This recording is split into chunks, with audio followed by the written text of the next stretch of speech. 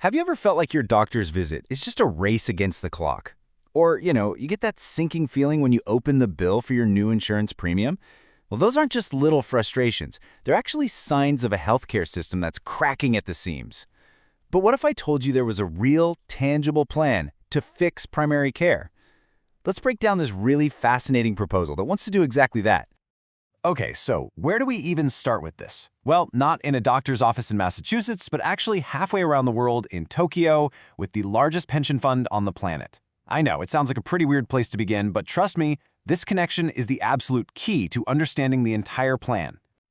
So, back in 2015, a man named Hiro Mizuno takes charge of Japan's government pension investment fund. They call it the GPIF. And suddenly, he's managing a sum of money that's almost impossible to wrap your head around, $1.4 trillion. And with that kind of scale came a very, very unique problem. Mizuno quickly realized that the GPIF was just so massive, it owned a piece of pretty much every company in Japan. So the old rules of investing, picking one company to do better than another, they were basically meaningless. I mean, how can you beat the market when you are the market?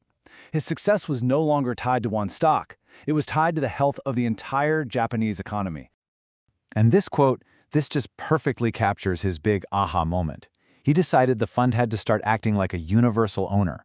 So he stopped trying to pick individual winners and instead started investing in ways that would make the whole system healthier and more sustainable. Because hey, a rising tide lifts all boats, right? Especially when you own the whole ocean. So how does any of this connect back to healthcare in the US? Well, that exact same universal owner logic applies directly to the crisis that's happening in Massachusetts primary care. You see, all the insurers there are invested in the same shared asset, which is the health of the population. They're just not acting like it. And this is what it looks like on the ground. Crowded ERs, those 10-minute doctor's visits, clinics literally closing down. These are not separate problems. They are all symptoms of a foundation that is crumbling, and they all come from one fundamental flaw in how the system is designed. And that flaw has a name. It's called the free rider dilemma. In healthcare, what it means is that insurers have almost no good reason to invest in long-term preventative care for you. Why? Well, because you might switch jobs next year, and your new insurance company would get all the financial upside of you being healthier, while the first company is just left holding the bill. Let's make this real with a quick story about Sarah.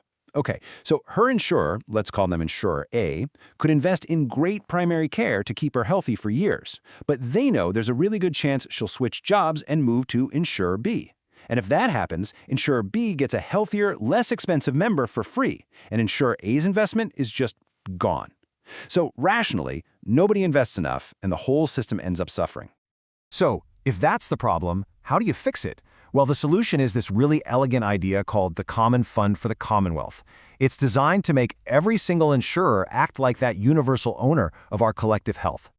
And it's actually beautiful in its simplicity. Here's how it works. First, you pool the money that all insurers already budget for primary care into one single statewide fund. Second, that fund pays doctors' offices a stable, predictable amount for each patient every single month. This gets rid of that free rider problem overnight. And third, practices are stabilized. They have reliable funding to invest in preventive care, which ultimately saves the entire system a ton of money. And the financial logic behind this? It's incredibly powerful. By investing in the foundation of healthcare, the savings aren't just some theory, they're huge, and they really do benefit everybody. Just think about this for a second. Every single time that good primary care prevents just one person from ending up in the hospital, the system saves, on average, $50,000. That's a massive return on investment. And it gets even bigger than that. Preventing just one heart attack through better, proactive care, that can save over $100,000. And those savings then benefit whichever insurer happens to be covering the patient at that time, which strengthens the entire system. And this goes way beyond just healthcare savings. It turns out that for every single dollar that's invested in strengthening primary care, the state sees a return of between $3 and $7 in broader economic benefits. We're talking a more productive workforce, fewer disability claims, the whole shebang. Okay, now whenever you propose a big systemic change like this, there are always going to be some tough, totally valid questions. So let's just dive in and tackle the biggest ones head on. So the biggest hurdle is a federal law called ERISA. And it prevents states from telling most big companies how to run their health plans. But the Common Fund has this brilliant workaround. Instead of ordering employers around, it simply assesses the insurance companies that they work with. Legal experts have looked at this, they've confirmed the approach is sound, and it really cleverly includes the 60% of the market that other reform attempts have totally missed. It's a game changer.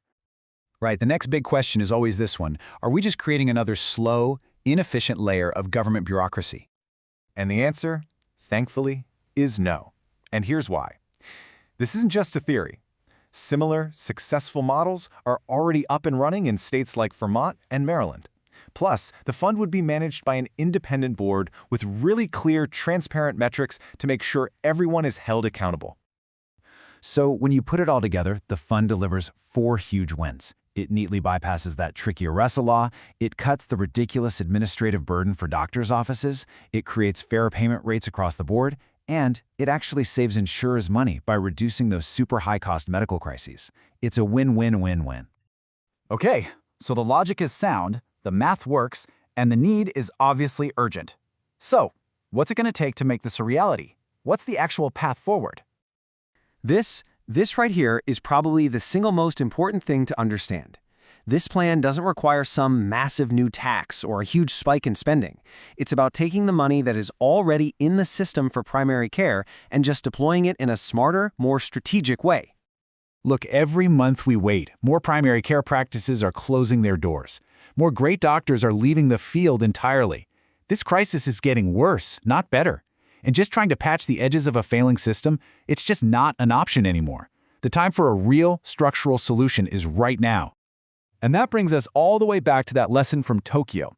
Right now, insurers are fiercely competing for their slice of the pie, but they're ignoring the fact that the pie itself, our collective health, is actually shrinking. This plan really just asks one simple, powerful question. Why not work together to make the whole pie bigger and healthier for everyone? Because at the end of the day, we all own a piece of the outcome.